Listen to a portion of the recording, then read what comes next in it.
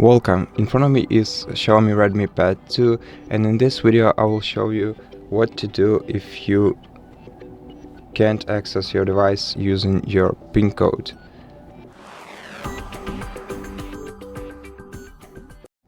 So the best thing to do is to try and remember the PIN code that you entered the last time when it worked, and if you can't do that, then the other solution for you would be to try and reach out to Xiaomi customer support service and tell them about your issue, and if you can prove the ownership of the device to them, they will most likely help you out solving this problem without removing any data from your device.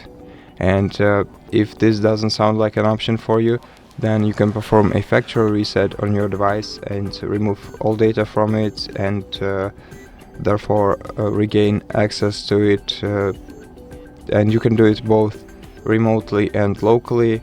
If you want to do this remotely, you can use Find My Device feature unless you disabled it on your tablet. To do that, simply find a Find Hub service by Google, and then log into your Google account using the same account that is connected to the tablet, and then once you're logged in, select this device and select to perform factory reset on it. And if you don't have Find My Device feature enabled on your tablet, you can as well perform factory reset locally using recovery tools.